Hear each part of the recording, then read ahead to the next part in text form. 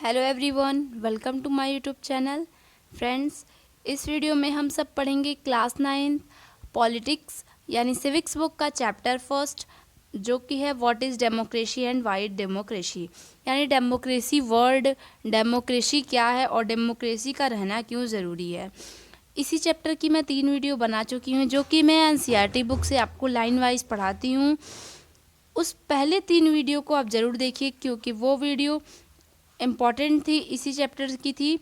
तो हम लोग फीचर्स ऑफ डेमोक्रेसी देख चुके थे। फोर्थ फीचर ऑफ डेमोक्रेसी के बारे में हमें इस वीडियो में डिस्कस करना है। यानी कि हम लोग पढ़े थे कि अगर हमें एक डेमोक्रेटिक कंट्री बनाना है तो हमें क्या करना चाहिए। तो 3 चीज़ हम लोग पढ़े थे। इस वीडियो में हम लोग फोकस करेंगे rule of law and respect for rights. दोस्तों, अगर आपको पहचानना हो कि ये कंट्री डेमोक्रेटिक कंट्री है या नहीं, एकदम स्वतंत्र, पूरी तरह से किसी चीज़ का कोई बाउंडेशन तो नहीं है इस कंट्री में, तो आपको पहले चीज़ पता करना होगा कि जनता अपने मन से मतलब अपने मन से नेता को चुन रही है कि नहीं, उनके ऊपर कोई दबाव तो नहीं बनाया जा रहा है। दूसरी बात कि जो अगर वो जिस नेता को चुनती हैं वही नेता आगे चल करके पूरा काम करता है या दूसरा नेता करने लगता है। ओके। और तीसरी चीज़ है कि एक आदमी एक वोट दे और एक वोट की एक ही वैल्यू होनी चाहिए, तब मानिए वो कंट्री डेमोक्रेटिक है। एक और पहचानने का तरीका पढ़ेंगे हम लोग कि rule of law and respect for right. जो गवर्नमेंट इस चीज़ को फॉलो करे वो कंट्री भी डेमोक्रेटिक कंट्री कहला सकती है। अब ये क्या है, इसमें देखते हैं। बोला गया कि Zimbabwe attend independence from white minority rule in 1980। देखिए, हम किसी चीज़ को भी समझते हैं तो एग्जाम्पल के साथ समझते हैं तो ज़्यादा अच्छा समझ में आता है। तो यहाँ पे जिम्बाब्वे कंट्री है, उसका एग्जाम्पल दिया गया है कि 1980 में जब जिम्बाब्वे स्वतंत्र हुआ था वाइट मिनॉरिटी से, तब क्या हुआ था कि since then the country has been ruled by JNU, the party that lead freedom struggle. बोला गया कि जब जिम्बाब्वे स्वतंत्र हुआ 1980 में वाइट मिनॉरिटी से, तब जिम्बाब्वे जो कंट्री था वो किसके द्वारा गवर्न किया जा रहा था? JNU पार्टी के द्वारा गवर्न किया जा रहा था। ये पार्टी बहुत अच्छी थी, बहुत मतलब स्ट्रगल वाली थी। बट क्या होता है कि it's leader Robert Mugabe has been ruling the country since independence. स्वतंत्र इस देश को आज़ाद होने के बाद रॉबर्ट मुगाबे इस देश के राजा बन गए। Election have been held regularly and always won by JNU-PF। अब देखिए, इस देश में हमेशा इलेक्शन कराया जाता था, लेकिन हमेशा JNU पार्टी ही जीतती थी। President Mugabe is popular but also uses unfair practice in elections. बोला गया है कि ये जो पार्टी थी JNU-PF, ये बहुत प्रचार वाली थी, बहुत जानी मानी पार्टी थी, बट थोड़ा खराब प्रैक्टिस यानी जीतने के लिए कुछ अनफेयर प्रैक्टिस का भी यूज़ ये पार्टी करती थी। Over the years, his government has changed the constitution several times to increase the powers of the president and make him less accountable. जैसे जैसे ये पार्टी राज करने लगी, वैसे वैसे मतलब राजाओं का पावर बढ़ने लगा। प्रेसिडेंट अपने मन से काम करने लगे, जनता से बिना पूछे कुछ भी कर दिया जाता था कि सब जनता के अगेंस्ट काम ही तो है। Opposition party workers are harassed and their meeting disturbed. JNU party के जो खिलाफ वाली पार्टी थी, यानी JNU पार्टी से जो अलग पार्टी थी, वो लोग अगर कोई मीटिंग करती थी तो ये JNU पार्टी उन्हें डिस्टर्ब करती थी, यानी मीटिंग नहीं करने देती थी। और कोई भी गलत काम अगर दूसरे पार्टी वाले कर देते थे तो जेल जाते थे, मतलब उन्हें सब कुछ मार खाना पड़ता था। और मतलब JNU पार्टी को कोई बोलने वाला नहीं था, क्योंकि सारा राज JNU पार्टी के हाथ में था। बोला गया कि public protest and demonstration against the government are declared illegal. और अगर ये मान लो JNU पार्टी गलती कर रही है, अगर आप इसकी गलती के खिलाफ हो जाएंगे, प्रदर्शन करेंगे कि ये पार्टी गलत कर रही है, तो वो इलीगल है, यानी वो आपको फिर भी मतलब मार दिया जा सकता है, जेल भेज दिया जा सकता है JNU पार्टी की तरफ से, अगर आप उसका बुराई करेंगे तो।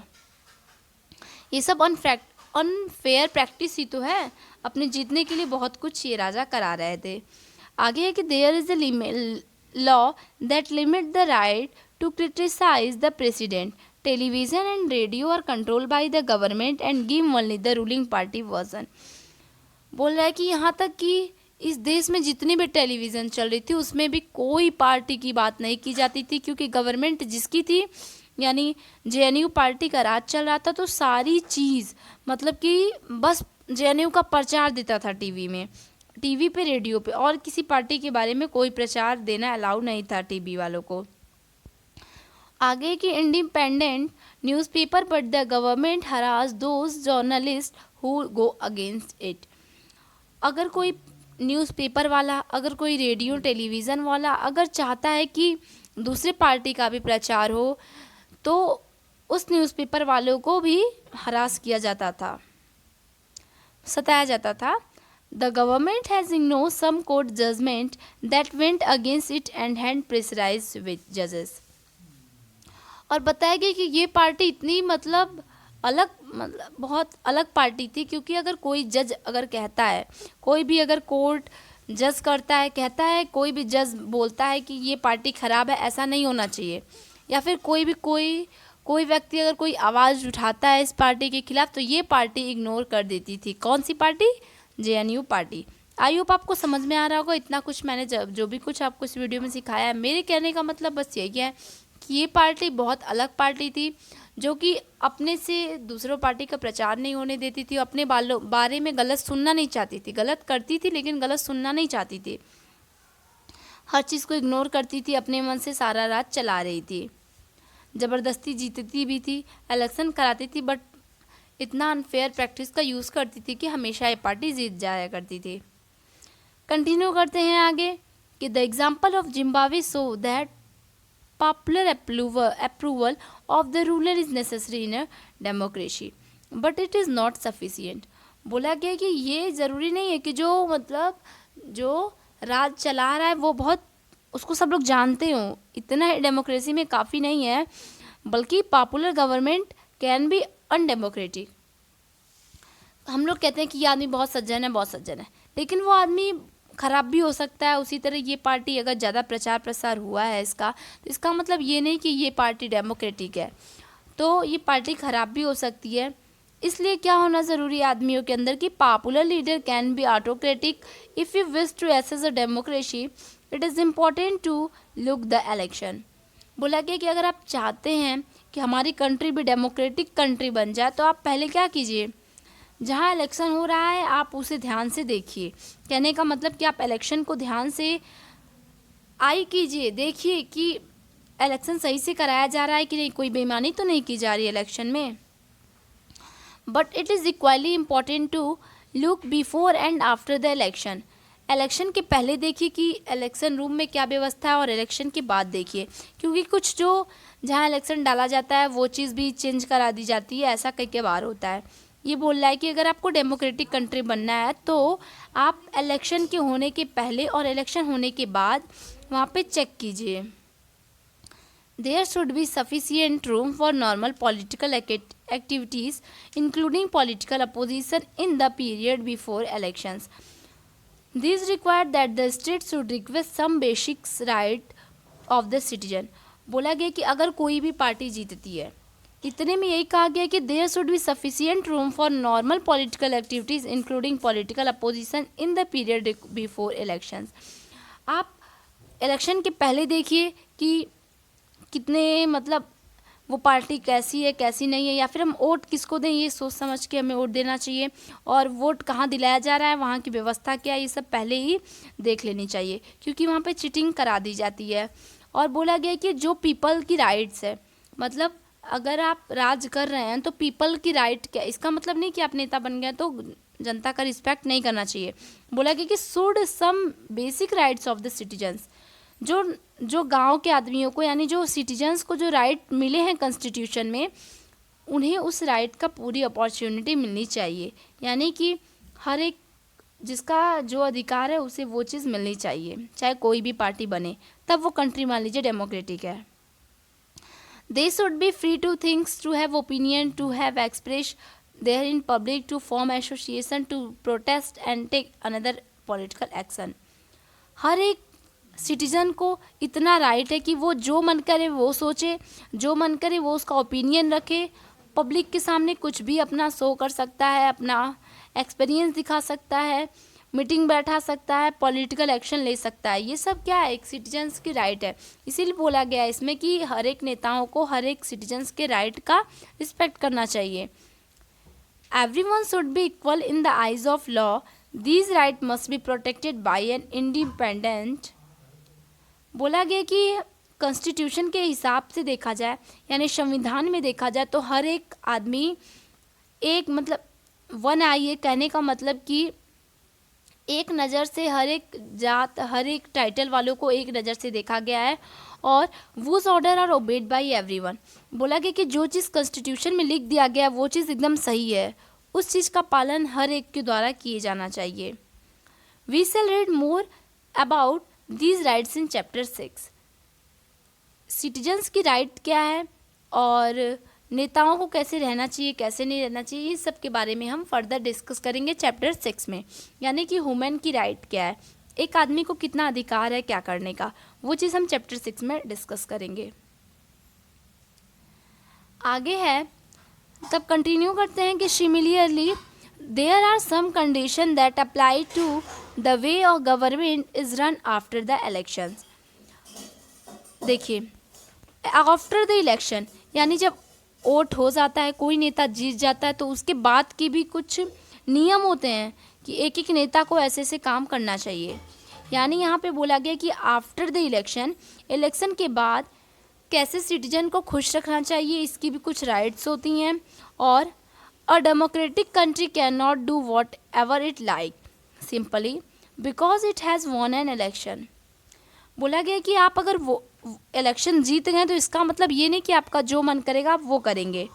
It has to respect some basic rule. कोई भी नेता हो, कुछ भी जीते, उसके लिए भी कुछ नियम होते हैं। In particular it has respect some guarantees to the minorities, every major decisions to go through a series of constitution. अगर आप कोई भी चीज़ करने जा रहे हैं, इसका मतलब ये नहीं कि आप कोई चीज़ बन गए, कोई नेता बन गए तो आपका जो मन करेगा तो करेंगे। आपको कोई भी काम करने से पहले आपको पहले ये देखना पड़ेगा कि सिटीजन इसमें खुश रहेंगे या नहीं। आगे की every office bearer has certain rights and responsibility assigned by the constitution and law. Constitution में मतलब संविधान में ये लिखा गया है कि क्या क्या राइट्स हैं, क्या क्या रिस्पॉन्सिबिलिटीज़ हैं एक पर्सन की, यानी एक आदमी को क्या क्या करना चाहिए, ये सब कॉन्स्टिट्यूशन में लिखा गया है। इसीलिए हमें कॉन्स्टिट्यूशन के हर एक लॉ को मानना चाहिए। Each of this is accountable not only to the people but also to other independent officials.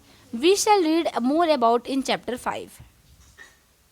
बोला गया कि एक पीपल मतलब जैसे कि इंडिपेंडेंट ऑफिशियल, ये हर एक के लिए कॉन्स्टिट्यूशन में कुछ रिस्पॉन्सिबिलिटीज़ लिखी गई हैं। क्या रिस्पॉन्सिबिलिटीज़ है उन्हें हम चैप्टर 5 में डिस्कस करेंगे।